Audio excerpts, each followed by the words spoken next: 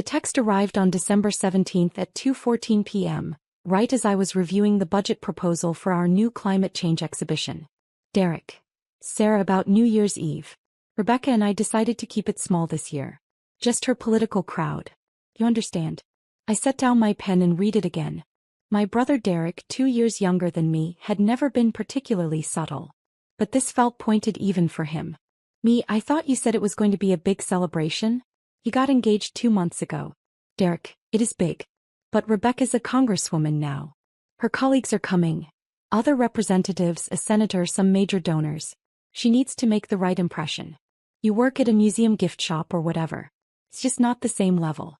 I sat back in my chair, looking around my office on the 3rd floor of the Smithsonian National Museum of Natural History. Through my window I could see the National Mall stretching toward the Capitol building. The same Capitol building where Derek's fiancée, Congresswoman Rebecca Chin, now worked. I see. Derek, don't be like that. We'll do dinner next month, just us. Rebecca wants to get to know you better. But this party is important for her career. You get it, right? I didn't respond. I had a meeting with the Secretary of the Smithsonian in 20 minutes to discuss our role in the upcoming International Museum Directors Summit. I had a keynote speech to finalize for the American Alliance of Museums conference in February. I had 17 curators waiting for my approval on various exhibition proposals. I didn't have time to explain to my younger brother that I was the executive director of one of the most prestigious museums in the world, overseeing a staff of 1,200 people, managing a budget of $180 million, and serving on 3 international boards dedicated to cultural preservation. He'd never asked what I actually did. Museum work had been sufficient explanation for him since I took this position 4 years ago. My assistant Jennifer knocked and entered. Dr. Mitchell, the secretary's office, just called. They're ready for you. Thanks, Jen. I grabbed my tablet with the summit proposal and stood. Everything okay? She asked, noticing my expression. Family, I said shortly. She nodded sympathetically.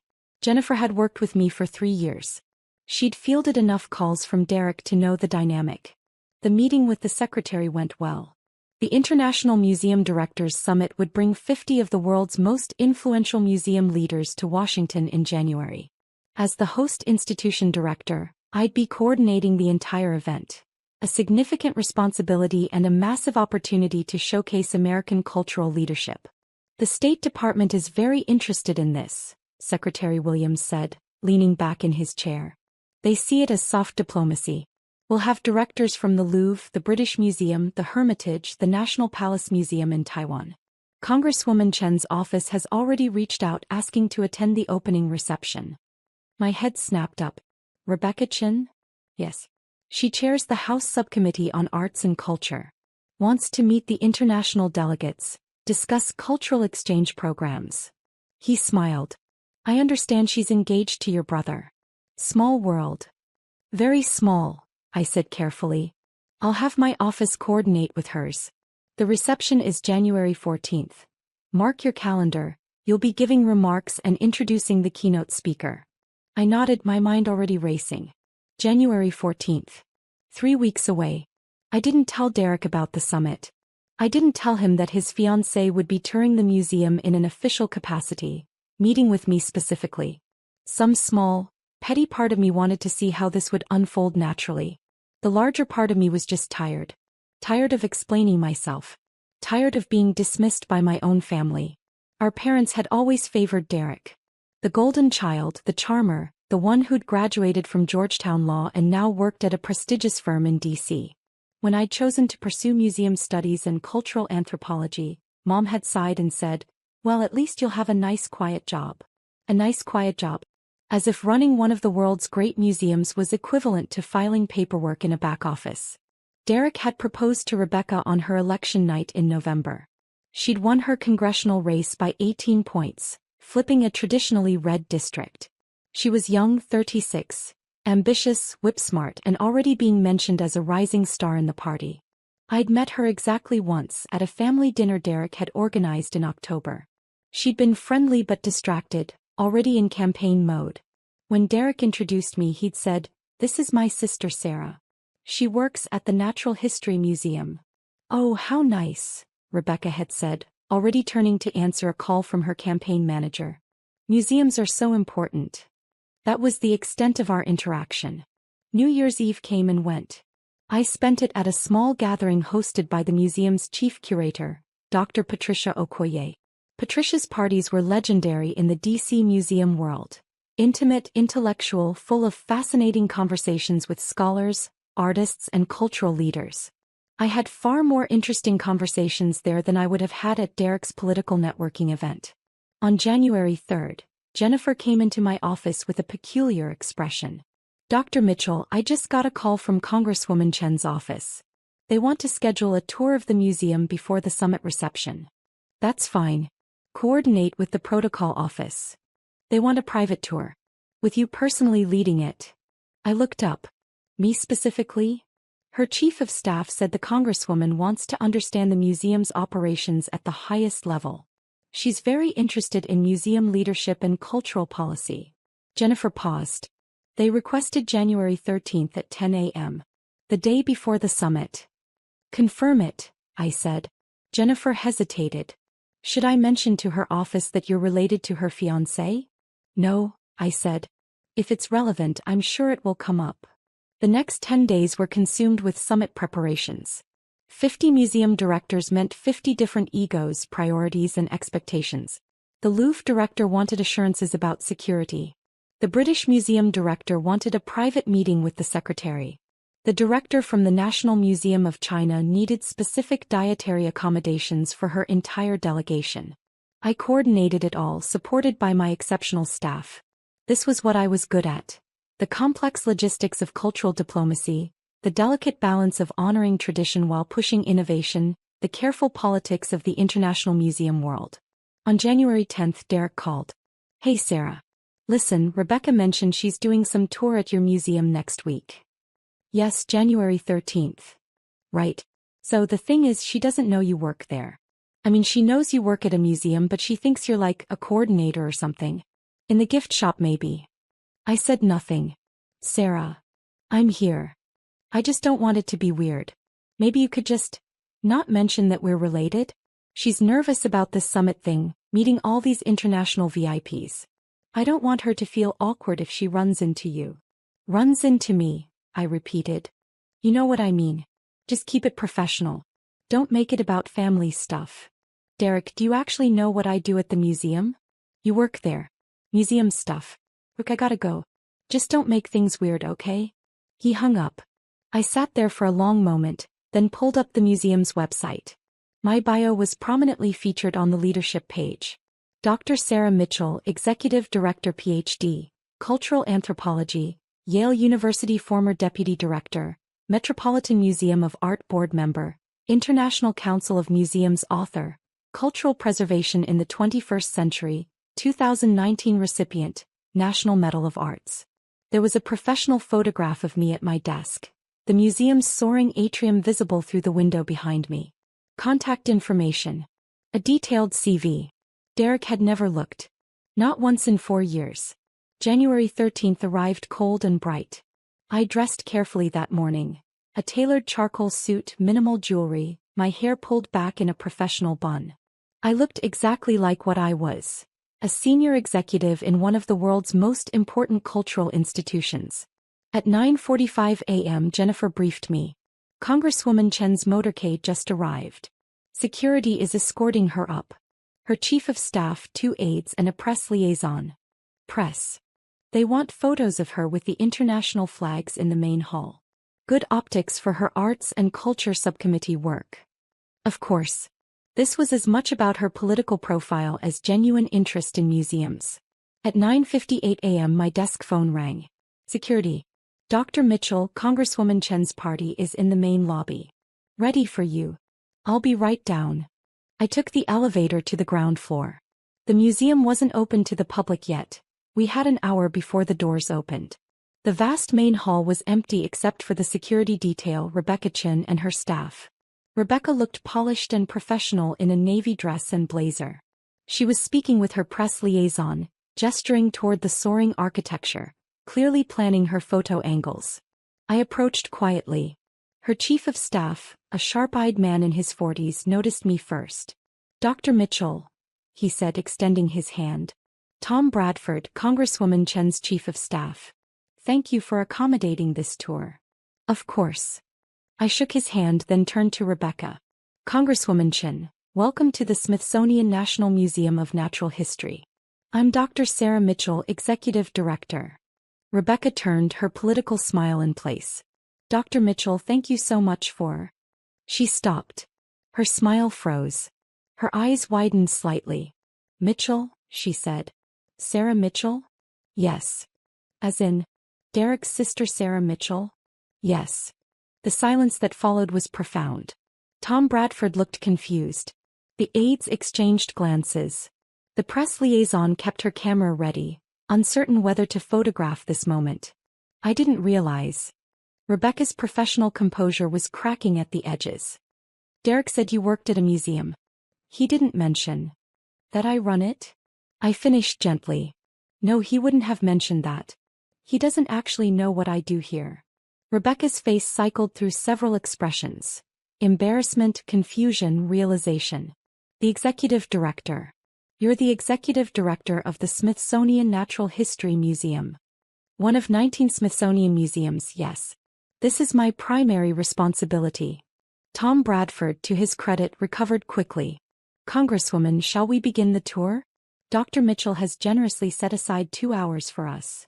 Yes, Rebecca said, but she was still staring at me. Yes, of course. I led them through the museum, starting with the main exhibitions. I explained our mission. Research, education, preservation of 145 million specimens and artifacts representing the natural and cultural history of our world. I showed them our research facilities, where hundreds of scientists conducted groundbreaking work in biology, geology, anthropology, and paleontology. Rebecca asked intelligent questions. She was clearly well briefed on cultural policy issues, and despite her evident discomfort, she engaged professionally with the material. In the ocean hall, standing beneath the model of the North Atlantic right whale, I explained our role in climate change research and public education. We're not just a museum, I said. We're a research institution. Our scientists publish over 600 peer-reviewed papers annually. We advise Congress on environmental policy, cultural preservation, and scientific research funding. Congress, Rebecca repeated. You advise Congress? Yes. I've testified before the House Appropriations Committee 3 times in the past 2 years. Most recently on the importance of funding for cultural diplomacy programs. Tom Bradford made a note on his tablet. The Congresswoman chairs the subcommittee on arts and culture. I'm surprised your testimony didn't cross our desk. It may have, I said. I testified as Dr. Mitchell, Executive Director. Not as Derek's sister. Rebecca flinched. We continued to the anthropology collections. I showed them artifacts from every continent, explained our repatriation programs for indigenous cultural objects, discussed the ethical complexities of museum collections built during colonial periods. These are conversations the museum world is grappling with globally, I said. Which is why the International Museum Directors Summit is so important. We need to coordinate our approaches to decolonization, climate change, digital access, and cultural preservation. The summit, Rebecca said. That's tomorrow night. Yes. The opening reception is at the National Gallery, but we're hosting several working sessions here over the following 3 days.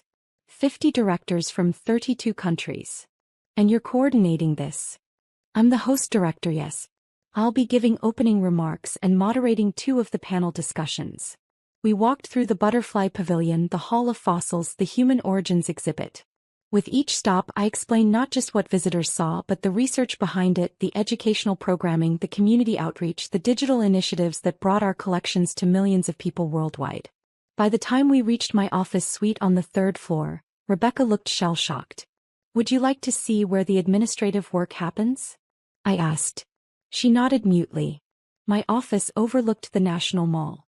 The walls were lined with books, anthropology texts, museum studies journals, cultural policy papers.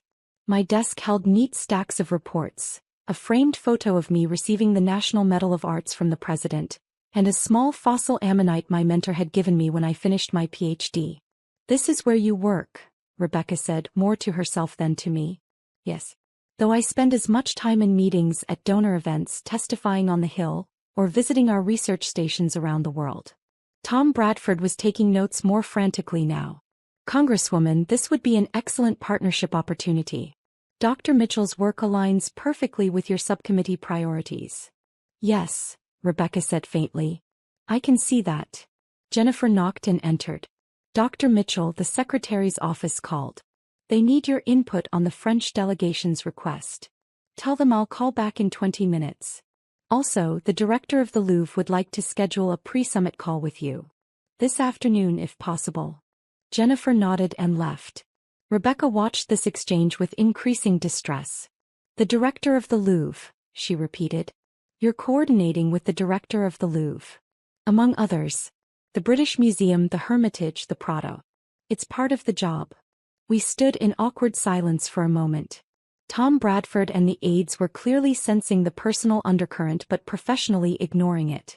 Congresswoman, Tom said carefully, we should probably discuss the reception tomorrow night.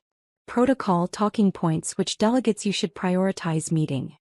Dr. Mitchell would be the person to ask about that, Rebecca said, her voice tight. Since she's organizing the entire event. And testifies before Congress. And runs a museum with 1,200 employees and a $180 million budget. And advises on cultural policy. And receives medals from the president. Rebecca, I said quietly. She looked at me and for the first time, I saw genuine distress beneath the professional facade. Could we have a moment? She asked Tom. Alone. Tom and the aides excused themselves. When the door closed, Rebecca sat down heavily in one of my office chairs. Derek told me you worked in a gift shop, she said. Derek doesn't know what I do. He's never asked. But you never corrected him. You never told him. He never gave me the opportunity. Every time we talk it's about him. His cases at the firm, his career, his achievements. My work is just background noise. Museum stuff. Rebecca closed her eyes. He uninvited you from New Year's Eve because he said you weren't at the right level to meet my colleagues. I know. Oh my God. She opened her eyes, looking horrified. My colleagues. Sarah, half the people at that party work on appropriations or cultural policy. They would have killed to meet you. Senator Williams was there. She's been trying to get a meeting with the Smithsonian about expanded funding. You could have connected her with the secretary. I had other plans, I said simply. I am so embarrassed. I can't even. She stood, paced to the window, looked out at the mall. What must you think of me? I think you're engaged to my brother and you believed what he told you about me. That's reasonable. It's not reasonable. I should have looked you up. We're getting married. I should know my future sister-in-law. I should have done basic research. He turned back to me. I'm good at research. I'm a congresswoman. I research everything. But I took Derek's word for it. He's very convincing. He's very wrong. Rebecca's voice was sharp now, anger creeping in. Not at me, at Derek. He told me you were sweet but kind of flaky. That you'd bounced around different jobs, never really settled into a career. That you worked at the museum in some entry-level position and seemed happy enough. I felt the familiar sting but kept my expression neutral. Derek has a narrative about me that makes sense to him. I stopped trying to correct it years ago. Why? Because it was exhausting. Because every time I tried to tell my family about my work, they changed the subject or minimized it. When I became deputy director at the Met, my mother said, "That's nice, dear, but when are you going to settle down and have children?" When I was appointed executive director here, Derek said, "Cool, so you're like a manager now?" Rebecca sat back down. "And when you got the National Medal of Arts?" I didn't tell them. They found out when my aunt saw it mentioned in the Washington Post. My mother called and asked why I hadn't invited them to the ceremony. I told her I had invited them. She'd marked it on her calendar as Sarah's work thing and forgotten about it. Jesus. It's fine. I've built a life that doesn't require their validation. I have colleagues who respect my work. I have friends who understand what I do. I have a career I'm proud of. I paused. What I don't have is a family that sees me clearly. But that's not your fault. No, but I'm marrying into that family. Which means I'm part of the problem if I don't acknowledge what's happening. Rebecca leaned forward, her elbows on her knees. Sarah, I need to be honest with you. The way Derek talks about you isn't just dismissive. It's condescending. I didn't see it before because I didn't have context. But now. Now you see that he's been lying. Has he been lying or does he genuinely not know? That was the question I'd been avoiding. Was Derek deliberately diminishing me, or was he simply so uninterested in my life that he'd never bothered to learn the truth? I don't know, I admitted. Maybe both. Rebecca stood. I need to make a call. May I use a private space? Jennifer can set you up in our small conference room. She nodded and left. Through my open door, I could hear her asking Tom to wait in the hallway. Then silence. I turned back to my computer trying to focus on the 17 emails that had arrived during the tour. But my hands were shaking slightly. This confrontation, if that's what it was, felt bigger than Derek and me. It felt like years of invisible labor, of achieving and achieving and achieving, only to have it all dismissed by the people who were supposed to celebrate me. 20 minutes later, Rebecca returned. Her eyes were red, but her jaw was set. I called Derek, she said. I asked him what his sister does for a living. I waited. He said you work at a museum in some administrative role. Events coordination maybe. He wasn't sure. She laughed, but it was bitter. I asked him if he knew you have a PhD from Yale. He said, yeah, I think she mentioned that once. Some anthropology thing. I asked if he knew you were executive director. He said, director of what? Like a department. Rebecca. I asked him if he'd ever looked at your bio online, if he'd ever Googled you, if he'd ever asked a single substantive question about your work. She paused. He said he didn't need to because you'd always been open about working at the museum and he supported your choice to have a quiet career. The words hit like a physical blow. A quiet career. I told him the wedding is postponed, Rebecca said. I told him I can't marry someone who doesn't see his own sister. Who doesn't respect the women in his life enough to learn who they actually are. Who lies to himself about his family dynamics because it's easier than confronting his own prejudices. You don't have to do that, I said automatically. Yes, I do. Sarah, I'm a congresswoman. I fight for women's rights, for equal recognition, for breaking glass ceilings. I can't do that in public while privately marrying a man who diminishes his brilliant sister because she doesn't fit his narrative of success. She smiled sadly. And I can't marry someone I don't respect. Right now, I don't respect Derek. He's more than this. Maybe. But this is what I see right now, and it's enough to make me pause. He picked up her bag. I'm sorry for taking up so much of your time. The tour was incredible. This museum is lucky to have you. Thank you for coming. At the door she stopped. Tomorrow night at the reception, I'm going to introduce you to Senator Williams. And Representative Torres from the Arts and Culture Committee. And anyone else who should know what you do. If that's okay with you. It's okay, I said. Good. She paused again. I hope Derek figures his shit out. You deserve a brother who sees you. She left. The rest of the day passed in a blur of logistics and crisis management. A delegate from Japan had a medical emergency and needed to cancel. Could we arrange a virtual connection? The British Museum director wanted to change his panel assignment. The caterer needed final headcount numbers. At 7 p.m. Jennifer knocked. Dr. Mitchell, your brother is in the lobby. He's asking to see you. My stomach tightened. Tell him I'm in meetings. I did. He said he'll wait. I sighed. Fine. Send him up. Derek appeared 5 minutes later looking harried. His tie was loosened, his hair disheveled. He'd clearly come straight from his law firm. Sarah, what the hell? He closed my office door. Rebecca called me today and postponed the wedding. She said it was because of you. It's because of you, I corrected. Because you don't know anything about my life. That's ridiculous. Of course I know about your life. You work here. You do museum stuff. You're happy. Derek, I'm the executive director. I run this museum. I have a staff of over 1,000 people. I manage a budget larger than most small colleges. I coordinate international cultural policy. I've testified before Congress. I received the National Medal of Arts from the President. He stared at me. The National Medal of Arts? 2 years ago. You were invited. You didn't come.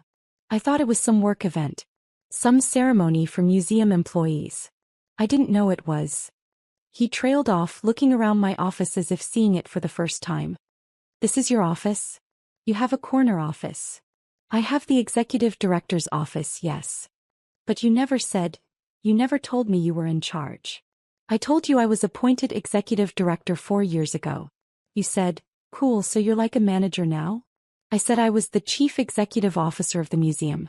You said, that's great, sis, and changed the subject to a case you were working on. Derek sat down heavily. I don't remember that.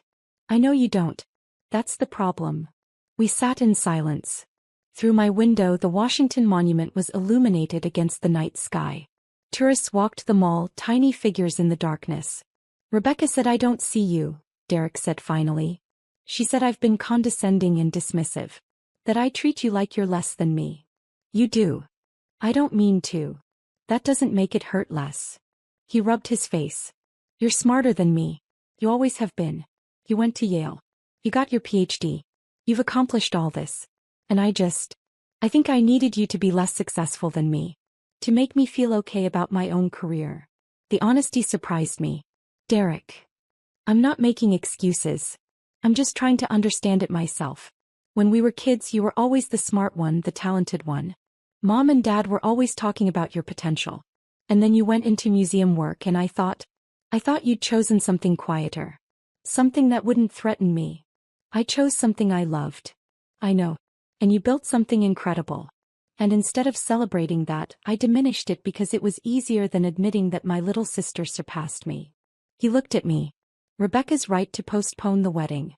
I'm not ready to be married if I can't even see my own sister clearly. You could learn, I said. You could start asking questions. You could visit my work, meet my colleagues, understand what I do. Would you want that? After everything? I thought about it. Did I want Derek in my professional life? Did I want to risk him continuing to misunderstand or minimize? But he was my brother. The only sibling I had.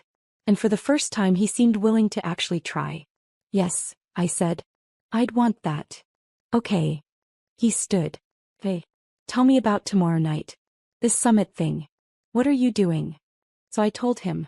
I explained the International Museum Directors Summit, the reception at the National Gallery, the importance of cultural diplomacy in an increasingly fractured world.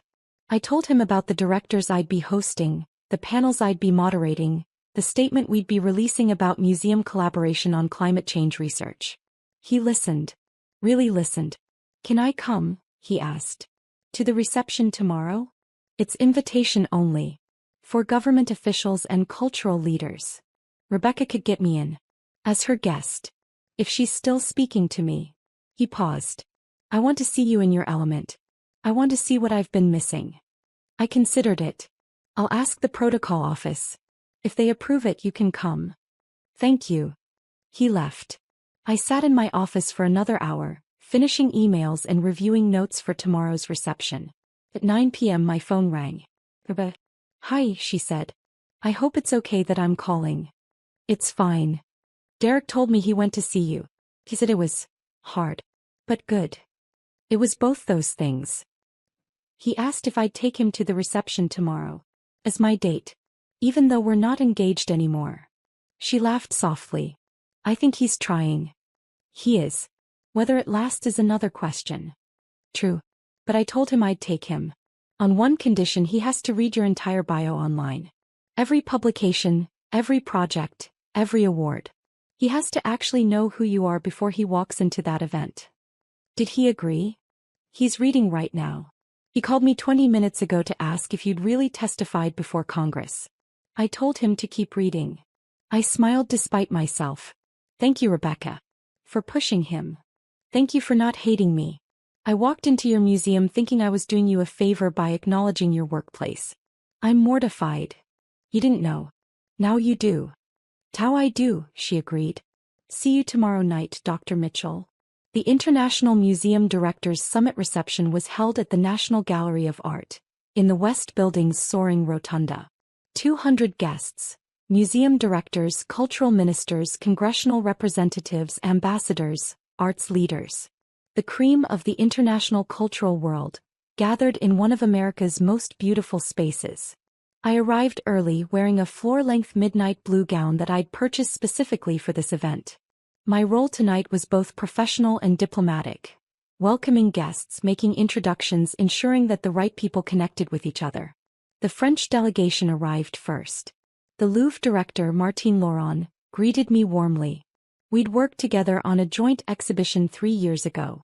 "Sarah, the museum looks magnifique," she said, kissing both my cheeks. "This summit is already a triumph. Wait until you see the panel discussions. We have some fascinating provocations planned." She laughed. "I look forward to it." The other directors filtered in. Britain, Russia, China, Japan, Germany, Spain, Brazil, South Africa. Each one a leader in their field, each one responsible for preserving and presenting humanity's cultural heritage. And I was hosting them, coordinating them, leading them. At 7 p.m. Rebecca arrived with Derek. She wore a red dress that perfectly balanced professional and elegant. Derek wore a tuxedo and looked nervous. They approached me during a brief lull in greetings. "Dr. Mitchell," Rebecca said formally, then smiled. "You look incredible." "Thank you, Congresswoman. You both look wonderful." Derek stood there, staring at me as if seeing a stranger. "Sarah, I read everything. Your bio, your publications, the articles about the Met appointment, the National Medal ceremony. I spent 4 hours reading about your career. And I'm an idiot. A complete idiot. All this time I thought I was the successful one in the family. I thought I was the one making important contributions. But you've been changing the world while I've been billing hours. Derek, your work matters too. Does it? I help corporations negotiate contracts. You preserve human history and advance cultural understanding between nations." He gestured around the rotunda. "These people are here because you organize this. Because they respect you. Because you're a leader in your field." The secretary of the Smithsonian approached before I could respond. "Dr. Mitchell, we're ready to begin. Could you take your place?" "Of course." I turned to Derek and Rebecca. "Enjoy the evening. We'll talk later." I walked to the small stage at the front of the rotunda. A microphone stood ready. 200 faces turned toward me expectantly. I took a breath and began. "Good evening and welcome to the opening reception of the International Museum Directors Summit. I'm Dr. Sarah Mitchell, Executive Director of the Smithsonian National Museum of Natural History, and it's my profound honor to welcome you to Washington, D.C. I spoke for 8 minutes. I talked about the importance of museums in a changing world, about our responsibility to preserve the past while remaining relevant to the present, about the need for international collaboration on issues like repatriation, digital access, and climate change. I introduced the keynote speaker, the Director General of UNESCO, and stepped aside. For the next 2 hours I worked the room. I introduced the Japanese delegation to potential American donors. I connected the British Museum Director with congressional representatives interested in cultural funding. I facilitated a conversation between Russian and Ukrainian museum directors who needed to coordinate on a traveling exhibition despite their countries' political tensions. This was what I did. This was who I was. At one point I saw Rebecca introducing Derek to Senator Williams. Derek looked overwhelmed but engaged. He was asking questions, actually listening to the answers. Near the end of the evening, Martine Laurent found me again. "Sarah, the European directors have been discussing something. We'd like to propose that next year's summit be a rotating event. And we'd like you to chair the organizing committee. Would you consider it?" Chair the organizing committee. It would mean coordinating with museums on 6 continents, managing a multi-year planning process, becoming the de facto leader of international museum collaboration. "I'd be honored," I said. After the reception, Derek and Rebecca waited for me in the lobby. "That was incredible," Derek said. "Watching you work, seeing how everyone respects you, how you commanded that room. I've never seen you like that." "That's because you've never looked." "I know. But I'm looking now." He paused. "Can we start over? Can I learn who you actually are?" I thought about it. About years of being dismissed, minimized, ignored. About the hurt that had accumulated like sediment, layer upon layer. But also about tonight. About Derek reading 4 hours of material about my life. About him showing up, trying to understand, willing to be uncomfortable. "We can start over," I said. "But it has to be real. You have to actually care, not just feel guilty." "I care. I promise I care." Rebecca watched this exchange with quiet satisfaction. "I should let you two talk. But Sarah, Call me next week? I'd love to discuss some cultural funding legislation. I think your expertise could be invaluable. I'd like that. She left. Derek and I stood in the empty lobby of the National Gallery, alone with the guards and the ghosts of centuries of art. Tell me about your work, Derek said. Really tell me. I want to understand. So I did. We sat on a bench beneath a Monet, and I told him about the challenges of modern museum leadership. The balance between education and entertainment. The ethical questions around repatriation. The excitement of new discoveries in our research collections. The satisfaction of watching a child's face light up in front of a dinosaur skeleton. He listened. He asked questions. Good questions, thoughtful questions. At midnight we finally left. He walked me to my car in the underground parking garage. I'm going to fix this, he said. Not just with you. With Rebecca too. I'm going to become someone worthy of both of you. Derek, you don't have to be perfect. You just have to be present. Then I'll be present. Starting now. He hugged me. It was awkward, we hadn't hugged in years. But it was genuine. Over the next month Derek showed up.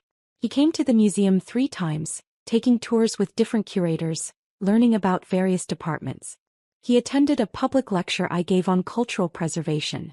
He read my book cover to cover and emailed me thoughtful questions about specific chapters. He also worked on himself.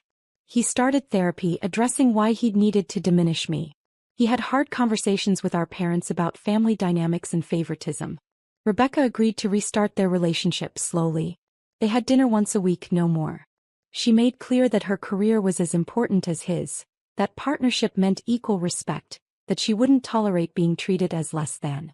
And Derek listened. He changed. It wasn't perfect or linear, but it was real. 3 months after the summit, Derek called me on a Saturday afternoon. Sarah, I just got off the phone with Mom. I told her about your work. Really told her. About the summit, about the UNESCO position, about everything. How did that go? She was shocked. She said she had no idea.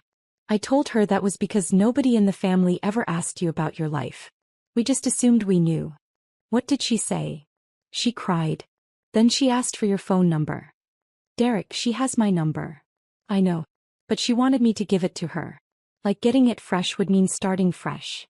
He paused. She wants to visit. To see your museum. To see your life. I felt something shift in my chest. Hope maybe. Or just exhaustion finally releasing. Hey, I said. Tell her to call me. I will. And Sarah? Thank you. For what? For giving me another chance. For not writing me off. For believing I could be better. You're my brother, I said simply. That's what family does. That's what family should do, he corrected. But hasn't always done. Not to you. After we hung up, I sat in my apartment looking out at the DC skyline. The museums were out there holding humanity's history, telling our stories, preserving what mattered.